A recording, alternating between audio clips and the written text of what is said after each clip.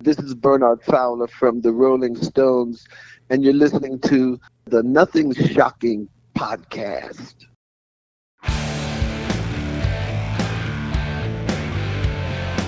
Want to know what's going on in the world of music? Then tune in to the Nothing Shocking podcast, a non-genre based, all ages friendly rock and roll program. Join us weekly for interviews with all your favorite rock stars from the mainstream to the underground. You can find us at nothingshocking.libsyn.com or anywhere you download podcasts.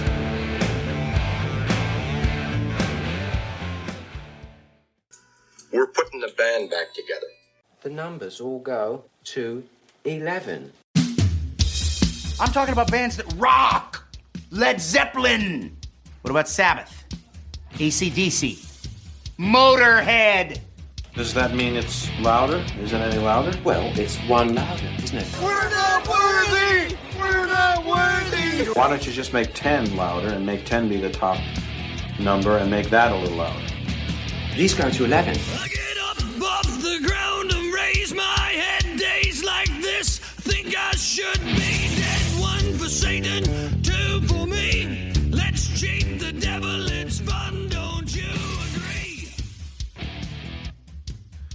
Welcome to the Nothing Shocking podcast. I'm your co-host, Jeff Untied, and with me in Dog Bowl Studios is Coach Nez. You can find the Nothing Shocking podcast on Libsyn or any podcatchers. Like our Facebook page or follow us on Twitter at No Shock Pod. You can also find the Nothing Shocking podcast on Rock Rage Radio every Sunday morning at 7 a.m. Central Time.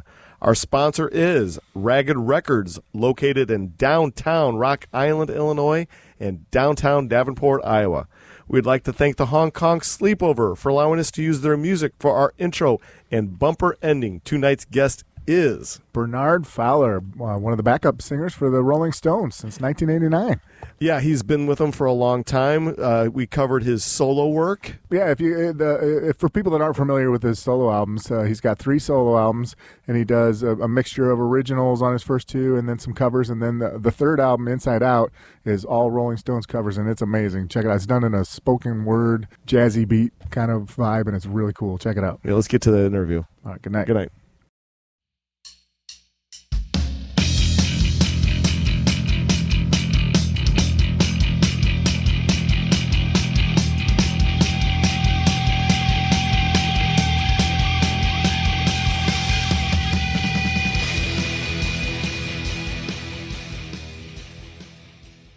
Bernard, welcome to the Nothing Shocking podcast. I'd like to introduce you, my co-host, Jeff Untied. Bernard, thanks for joining us tonight.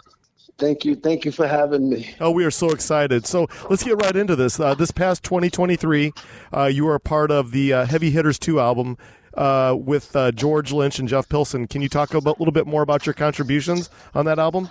That's a cool project, actually. I haven't really listened to it since I did it, but it was great. I met Jeff.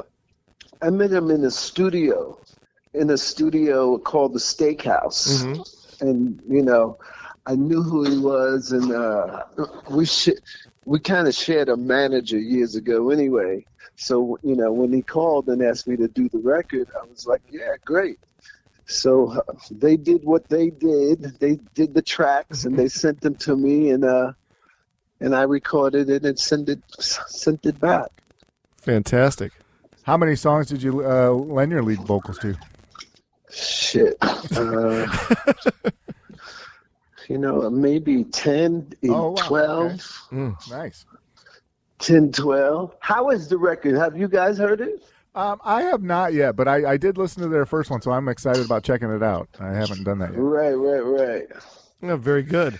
Let's get right into your solo work. Back in April of 2019, 11 months before the pandemic, you released your third solo album, Inside Out. It was released on Rhyme and Reason Records. Can you talk a little bit more about the recording of these deep cuts? Yeah.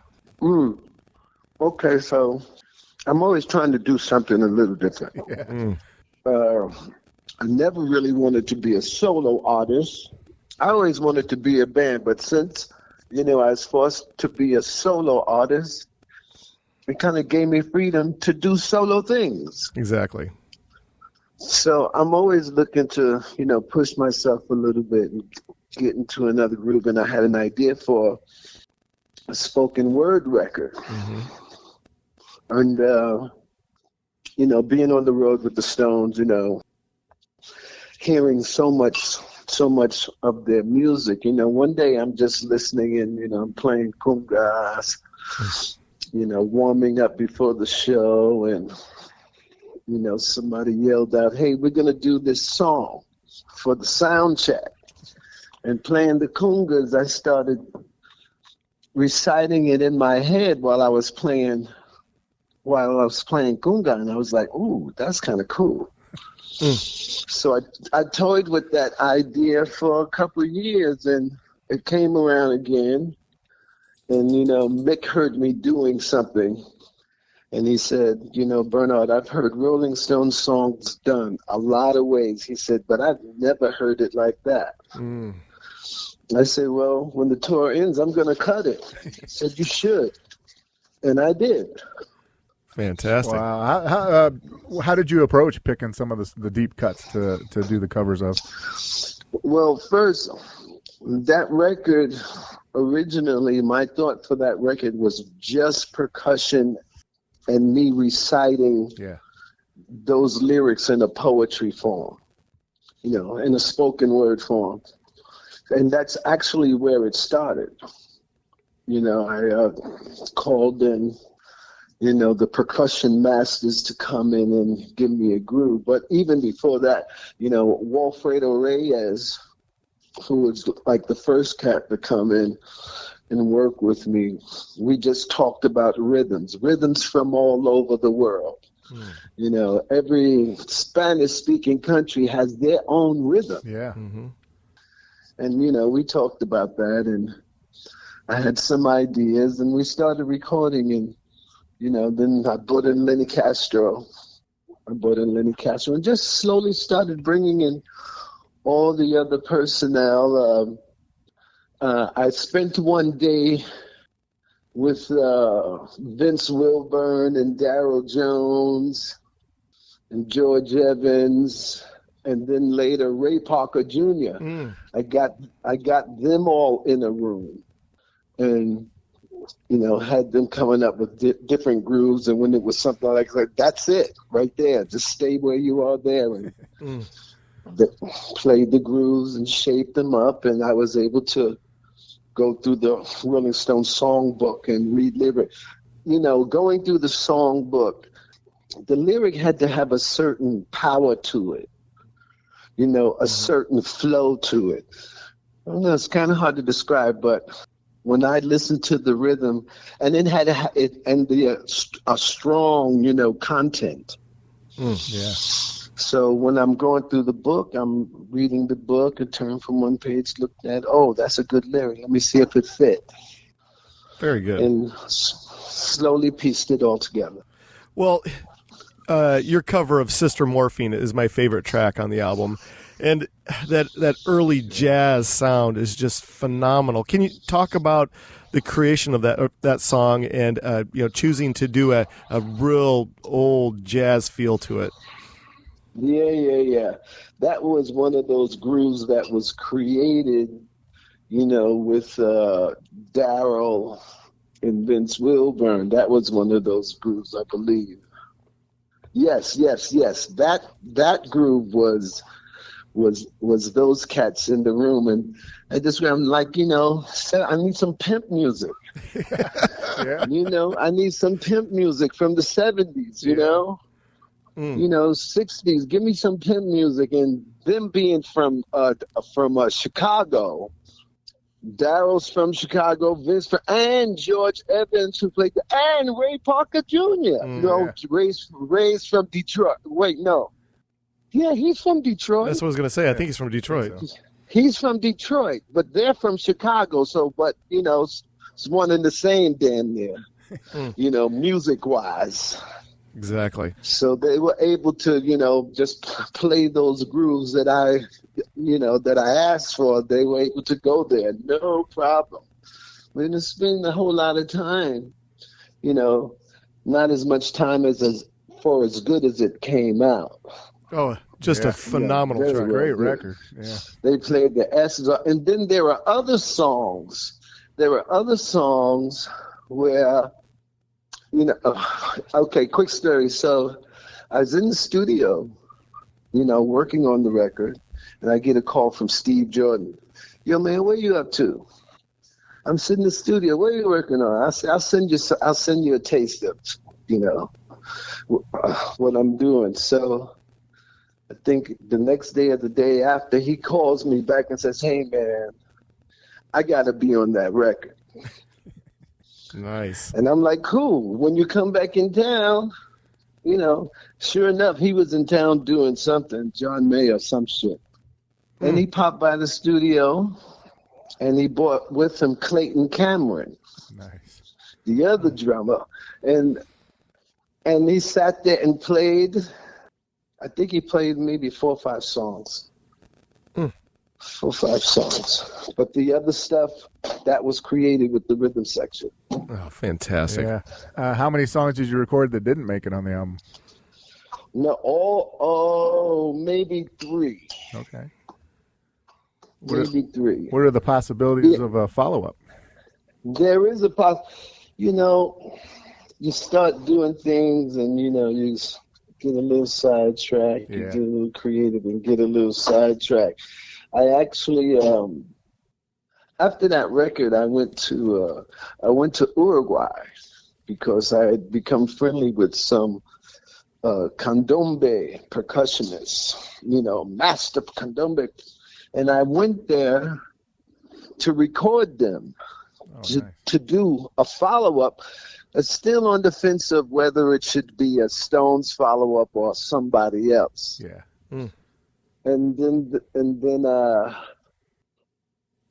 I had an idea about doing a tango record. See, because I spent a lot of time in Argentina, and I called a friend of mine, Pilo, and said, "Hey, man, I think I want to try to do a tango record." He said. So I got sidetracked and I started working on a tango, which is, it's actually pretty cool. I was lucky enough, happy enough to have been able to play Charlie some of it before he left us. Because it was Charlie's kind of, in that vein, I guess the next question I have for you is, taking these deep cuts that you did, and you gave them your own twist. You made the song, and you made the song yours. I guess I'm trying to form this the right way, but how did you make the decision of saying, okay, this track is going to be with a jazz twist or something else? How did you narrow it down for each cover to have this different twist to it? By the songs that I chose. Yeah. If I opened that book and I saw a song and a track was playing, I would perform it in my head, and if it didn't feel right, I'd turn the page. Okay. And once I found a lyric, I just matched it up. Very good. Yeah. Well, your first 2 solo albums had quite a bit of original music too. Can you talk a little bit about of your experience as a solo artist and how it shaped you? I think I'm kind of shaped by everything, a little bit of everything, that I'd done before.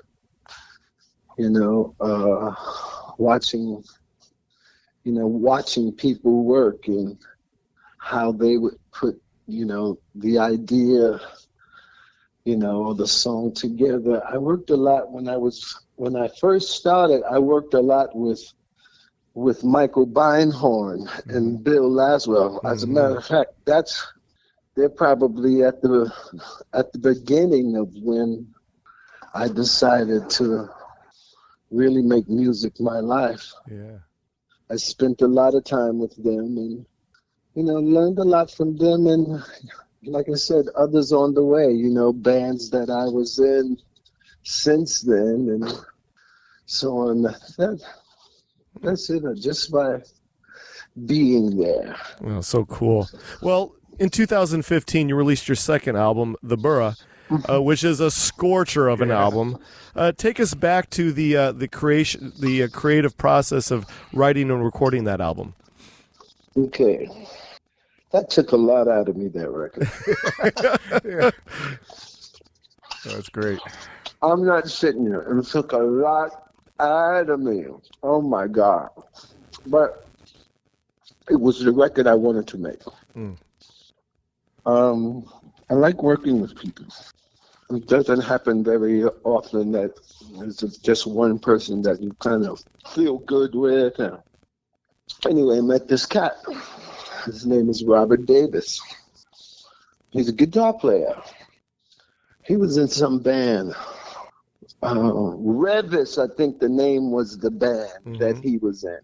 Robert is from Carbondale. So anyway, somebody called me. A friend of mine, Roby, he's an engineer. He called me, hey, B, come see this band. You know, they need some vocal help. I said, okay. And I heard this guy playing. I'm like, I like this guy. And we became friends. Anyway, so I decided I would do the Brewer. And it was Robert that I decided to do it with. And we had some chemistry. We had some chemistry pretty early on. I remember him saying some film needed a song that was, they needed a blues, you know, that fit, you know, the description of the character and the song. And we were able to nail it. So we definitely had some chemistry. So anyway, it was just Robert and I tossing stuff around, you know. It started with us, and then obviously I don't have a band. So it was, you know, I'd call my friends, you know, whoever happened to be in town. Like I said, it's hard making a record. Yeah. It's hard sometimes making a record. I mean, you can sit and try and do it yourself, but I don't like doing that. And I like the personality of the people that I ask to play. Oh, yeah. Their music personality. Absolutely. You know? And so, you know, the song determined who I would ask to play. And that's how I chose all the players on the record. Oh. And some great players, great combination of players. One of my favorite tunes on that record is "See You Again." Yeah. To me, that's an incredible piece of music. And that's only because of the people that are on there, like, you know, like my old friend Jeff Bova, you know, who I, you know, was part of the Herbie Hancock rocket band. And, you know, I needed strings. I called Jeff. I asked Jeff, and, you know, I remember going to the Steakhouse. That's the studio that I record at all the time. And my daughter's teacher was there because he needed a place to work, and I introduced him to the studio. So I just went by just to say hi, and he says, hey, there's somebody inside there that, you know, you want to say hello to. So I'm okay. So I walked in, and it was Shankar. And I hadn't seen Shankar in years. I used to do records with him and, you know, Michael Beinhorn and Bill Laswell. And he is the one who put, you know, if any other voice that you hear other than mine is him on that particular song. Fantastic record. Well, I'm a huge Queen fan, and I love the deep cuts. I knew somebody was going to bring that up. And I'm more of the deep cuts guy than their hits. I mean, I like all of them, but I saw Dragon Attack on there, and it was the first song I had to listen to because I just love that song. And you nailed it. It rocked it. Can you talk a little bit about the making of that track? Yeah, Dragon Attack was one of those songs. You know, it was one of those songs I discovered when I was in Nickelbag. Yeah. I was in Nickelbag with Stevie Salas. We had a band, and we put out 2 records, and that was a song that we all liked. But we never got around to doing it. So when I was doing Deborah, came up again, and thought, that's a good one. I like that one. I like that one. The groove is just it's just a killer groove, Yeah, that bass groove. It's a killer groove, They wrote a killer groove, but now it's really killer. Absolutely. The Bura, that's an incredible groove of that song on the Bura. Yeah. My favorite track is "Shake It." Man, that song is a burner. How fun was it for you to create that song, get in the studio and knock it out? That was a lot of fun. That was another one that was me and Robert, just throwing stuff around, and the groove was actually created first, and I was like, okay, now I have to fill it in, and I didn't have anything at first, and I just kept playing the groove over in my head, and shake it, baby, shake it. Just sound like a fun thing to sing, and it started with "Shake It, Baby, Shake It," and just added the rest, and there it is. That's another one of my favorite songs as well. "Shake It." Oh yeah, "Shake It," and the guitar solos. The guitar solos on that record are incredible. All the guitar solos on that record are incredible. Phil X and Slash, of course. And another one of my favorite songs that I when I mentioned earlier about the combination of people is "Driving Home to You." Yeah, indeed. That's Albert Lee playing with Fode Suso. That's Albert Lee playing with a kora. That's all the instrumentation there. Such a cool track. Yeah, and I'm also a racing fan, so second place, where you're the first loser, and I think you talk about cars in there a little bit. That got me. Second place is the first loser. That is something that had been in the songbook in my head. That's always been a lyric, and how that lyric came about. I was on a Stones tour, and I was hanging out with Bobby Keys, and Bobby Keys calls me and says, "B, you want to go to a race?" I'm like, yeah. And when we arrived there, Bobby Keys is good friends with Little Al. Okay. Unser Jr. Yeah. Mm-hmm. And so we go into his, I don't know if you can call it a trailer. It was so fucking big. We go into his spot. We're sitting there talking with him and his old lady, and we ask him, "How do you get your day started?" And they tell us about the day.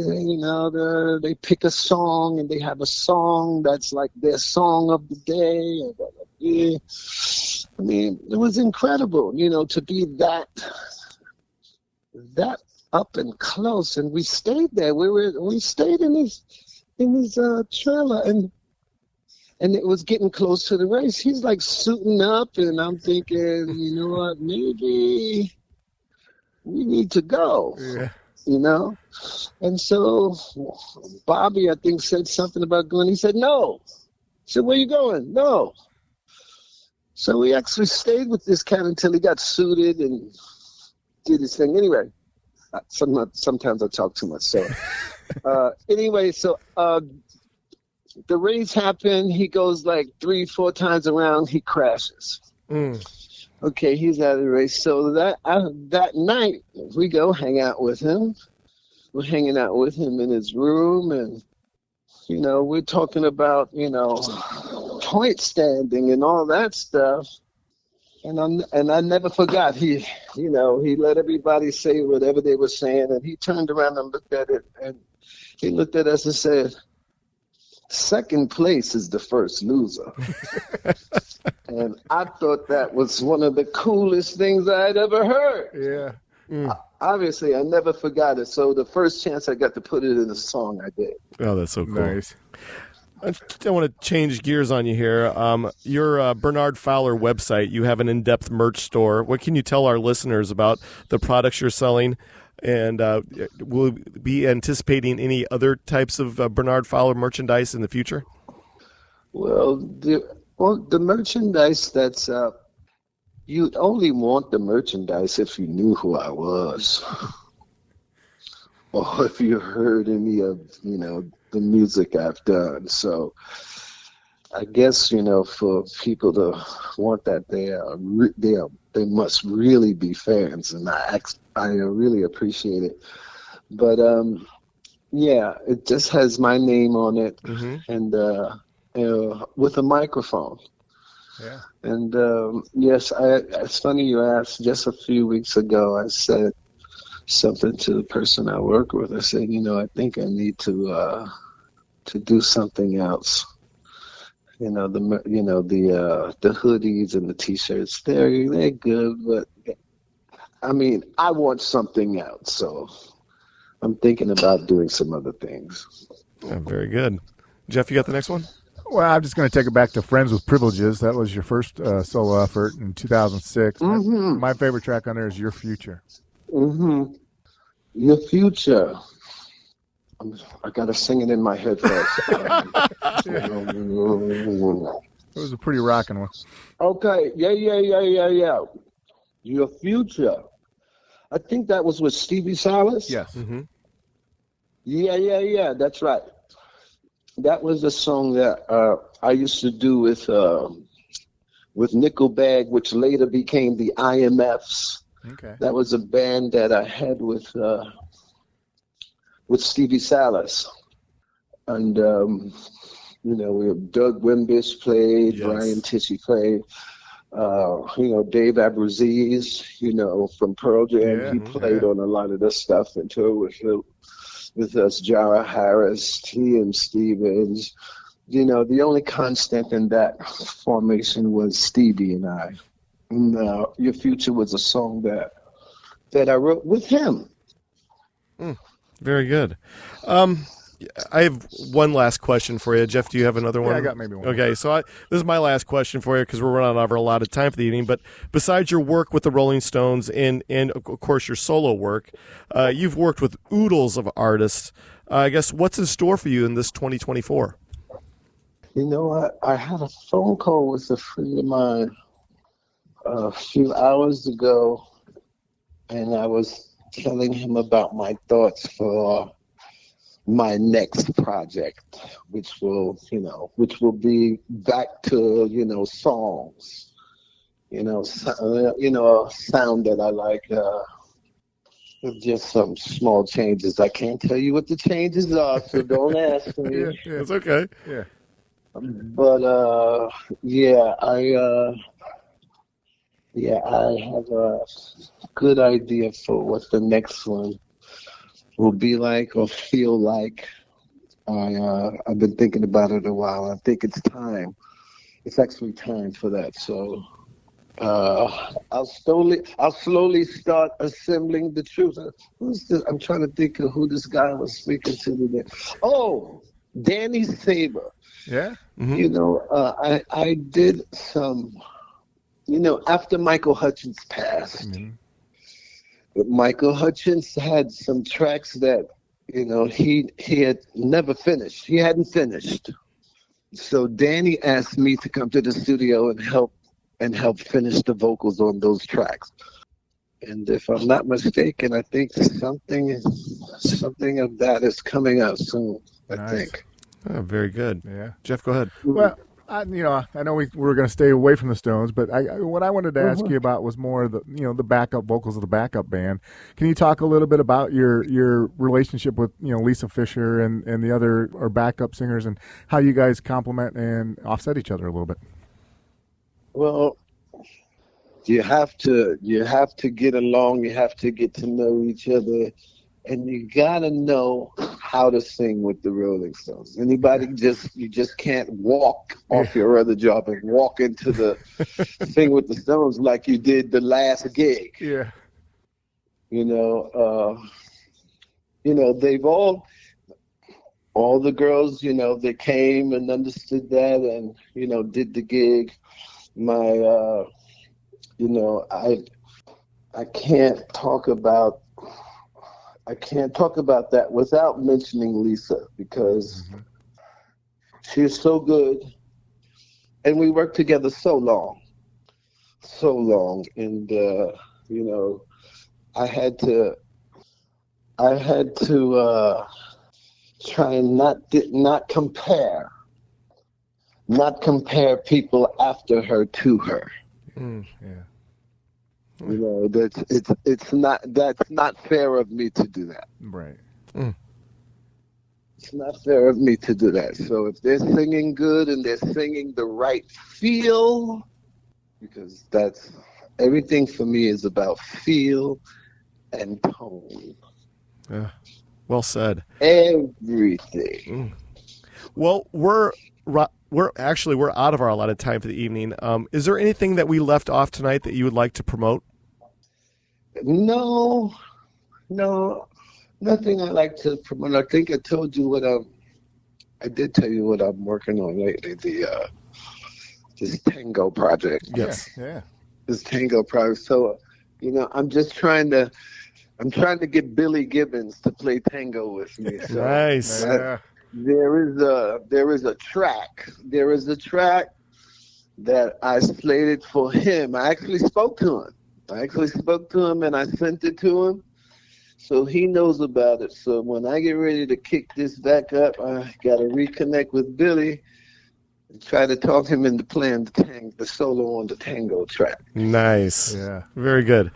Well, this is how things are going to work out. We're about 2 weeks behind on our episodes, but once this is ready to go, Jeff over here, the editing wizard, he'll get this all cleaned up, and we'll send it to your PR people, and we'll send it to you as well. And please share it wherever you possibly can. Is that okay? That sounds good. I appreciate it. Bernard, thank you for your time. It was an honor to have you on tonight. Thank you. Gentlemen, thank you very much, man. Thank you very much. Take care, and we'll be in touch with you in about 2 weeks. Thank you so much. Sounds good. Have a good night. Bye-bye.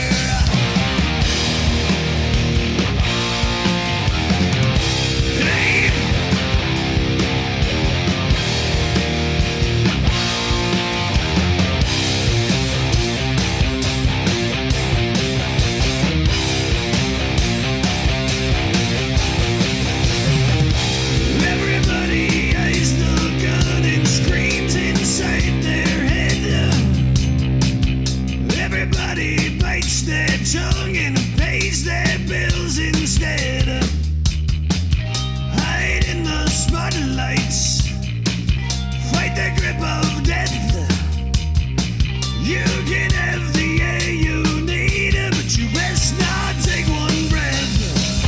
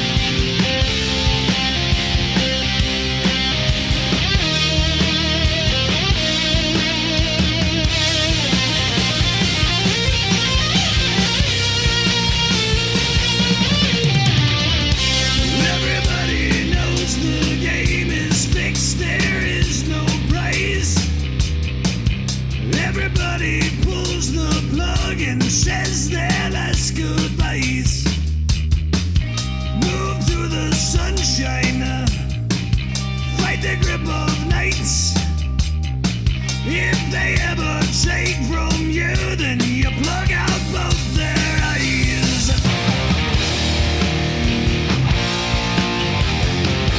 They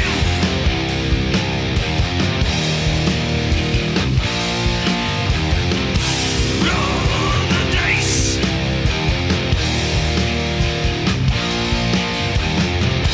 Take your chances.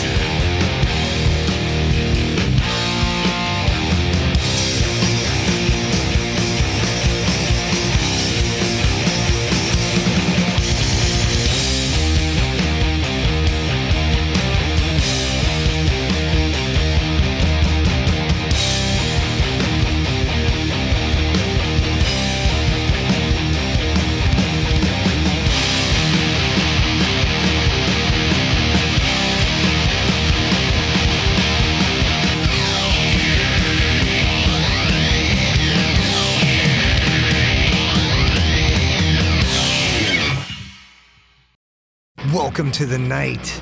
You think you know Night Demon? Then the Night Demon Heavy Metal Podcast is for you. Step into the darkness as we peel back the curtain to give you an unprecedented, all-access look into the mind and the heart of the demon. We're talking band history, song analysis, studio anecdotes, stories from the road. It's everything a diehard Night Demon fan could want and more. This is the only place to learn the inside scoop, the deep dive trivia, the untold tales from the band members themselves and those closest to the Night Demon story. Need more? The sacred Night Demon Crypt will be pried open to reveal demo recordings that have never before seen the light of day, all with in-depth commentary by the band and the people who were there for the writing and recording process. This is a gold mine, a treasure trove of all things Night Demon. Head over to nightdemon.net or wherever you listen to podcasts.